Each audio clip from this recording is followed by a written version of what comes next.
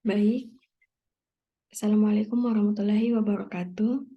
Perkenalkan, nama saya Aisyah Humairo dengan NIM 2003 055 01016 akan memaparkan hasil review jurnal saya yang berjudul Hubungan Antara Tingkat Depresi Postpartum, Tingkat Dukungan Sosial, dan Sikap Menyusui Ibu dengan Efikasi Diri Menyusui pada Ibu Postpartum Dini. Adapun identitas jurnal saya seperti berikut. Lalu kita masuk ke pendahuluan. Nah, latar belakang dari jurnal ini adalah menyusui merupakan salah satu tindakan yang efektif untuk pertumbuhan dan perkembangan bayi. Self-efikasi adalah salah satu penentu dari berbagai perilaku seperti kemampuan menyusui. Nah, self-efikasi menyusui mencerminkan kepercayaan ibu dalam menyusui dan mempengaruhi onset atau waktu pemberian ASI dan durasi menyusui. Tingkat self-efikasi yang dapat berubah dengan efek pengalaman dalam sistem sosial dipengaruhi oleh hubungan pernikahan, pola asuh, status sosial, keluarga, atau peran profesional, dan membantu pasangan dalam pengasuhan anak. Self-efikasi menyusui tidak hanya dipengaruhi oleh kinerja, tetapi juga oleh tingkat kesehatan mental wanita, yaitu depresi, kecemasan, stres, dan dukungan sosial.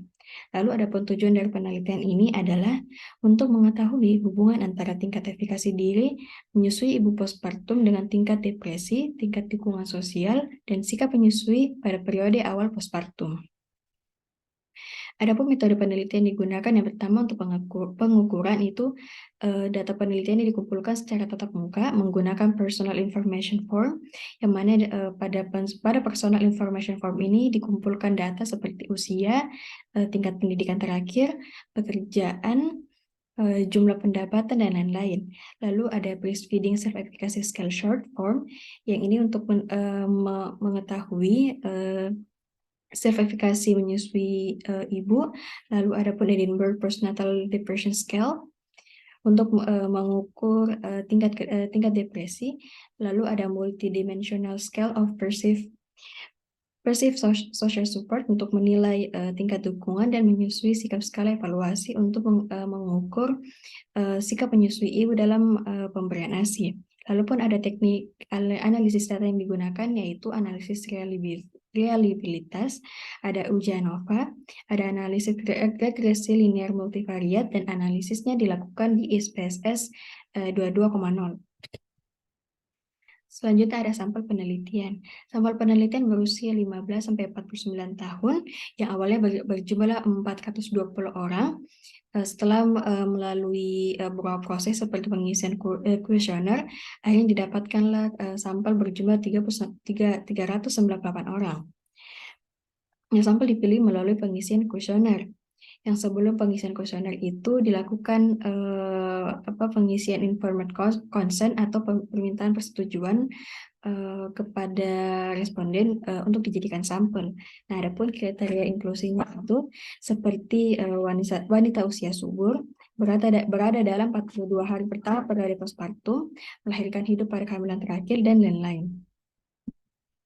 Nah, sebelum kita masuk kepada hasil dan pembahasan, kita harus mengetahui dulu apa itu self-efikasi. Nah, menurut Bandura, self-efikasi adalah persepsi diri sendiri mengenai seberapa bagus diri dapat berfungsi dalam situasi tertentu.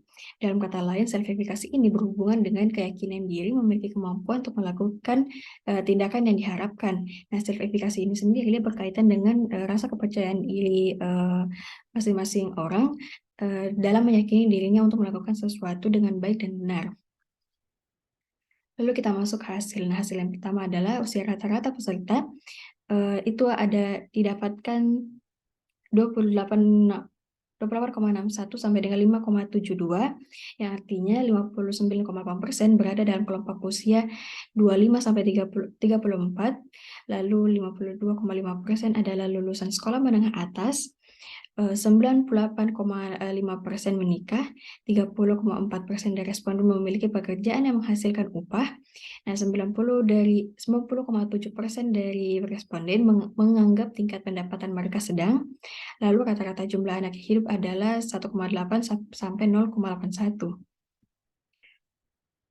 Selanjutnya, nilai rata-rata peserta yang didapatkan dari uji BSES-FS SF adalah 55,13 sampai dengan 8,39 dan 122,88 sampai 23,23, lalu 7,10 sampai 4,44 dan 6382 sampai dengan 10,30. Nah, masing-masing dalam BAS, IPDS, dan MSEPSS.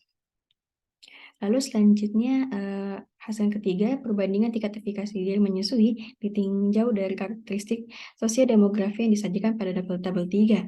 Jadi seperti yang kita lihat dari tabel 3, ada umur, ada status edukasi, ada status pernikahan, apakah menikah atau belum menikah, lalu ada pekerjaan, ada level atau tingkat pendapatan, dan jumlah anak yang hidup.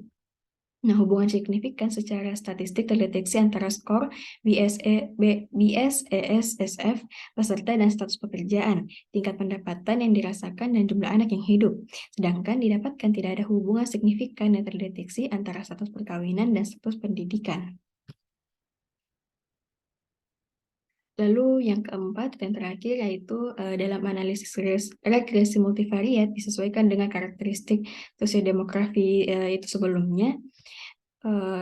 BAES, IPDS, dan MSPSS menyumbang 48,3% dari BSES-SF, meskipun hubungannya negatif yang signifikan secara statistik terdeteksi antara skor BSES-SF dan IPDS, dan terdapat hubungan positif yang signifikan antara statistik antara skor BIS dan skor MSPSS. Seperti yang ada di tabel berikut ini. Nah, selanjutnya kita masuk ke pembahasan. Nah, ibu dengan efikasi diri menyusui yang rendah mengalami kesulitan dalam memulai menyusui atau berhenti menyusui lebih awal, dan ibu dengan efikasi diri menyusui sedang atau tinggi melanjutkan menyusui untuk jangka waktu yang lama. Nah, lalu selanjutnya dalam penelitian ini hubungan positif terdeteksi antara tingkat efikasi diri menyusui dan tingkat dukungan sosial. Penelitian ini juga menemukan bahwa tidak ada hubungan antara status pendidikan dan status perkawinan. Seperti yang ada di tabel tadi, ada dua poin atau ada dua indikator dalam sosiodemografi yang tidak memiliki hubungan khusus dengan tingkat self-efikasi menyusui, yaitu status pendidikan dan status perkawinan. Nah, dalam penelitian ini hubungan negatif ditentukan antara tingkat efikasi diri menyusui ibu yang berpartisipasi dengan tingkat postpartum mereka. Nah, dalam artian jika tingkat efikasi diri menyusui ibu itu meningkat atau tinggi, maka akan terjadi penurunan tingkat depresi postpartum. Atau sebaliknya, ketika tingkat depresi postpartum rendah, maka tingkat efikasi diri ibu dalam menyusui itu akan meningkat. Nah, selanjutnya ditemukan bahwa sikap menyusui seorang wanita berhubungan dengan self-efikasi menyusui, dan bahwa semakin positif sikap yang ditunjukkan oleh ibu terhadap menyusui, semakin tinggi pula tingkat efikasi menyusui diri dari seorang ibu. Nah, maksudnya adalah biasanya ada ibu yang tetap memberikan ASI kepada anaknya, namun sikap menyusui yang diberikan itu negatif atau berkaitan dengan ada ibu yang memberikan ASI namun memberhentikan ASI dini atau dari awal, jadi anaknya tidak mengonsumsi ASI full usia 2 tahun dan lain-lain. Lalu kita masuk kesimpulan. Nah, kesimpulan yang pertama yang didapat adalah efikasi diri menyusui ibu postpartum meningkat seiring dengan menurunnya tingkat depresi, seperti yang kita bahas sebelumnya. Nah, lalu efikasi diri menyusui meningkat seiring dengan meningkatnya dukungan sosial. Jadi semakin tinggi tingkat dukungan sosial atau lingkungan sekitar, maka akan semakin tinggi juga tingkat efikasi diri menyusui dari seorang ibu. Nah, sikap yang mendorong perilaku menyusui berubah secara positif. Jadi ketika ada perubahan sikap menyusui dari seorang ibu semakin positif, maka akan meningkatkan juga tingkat efikasi diri ibu dalam menyusui. Nah, sekian dari saya. Mohon maaf apabila ada kesalahan. Saya ucapkan terima kasih.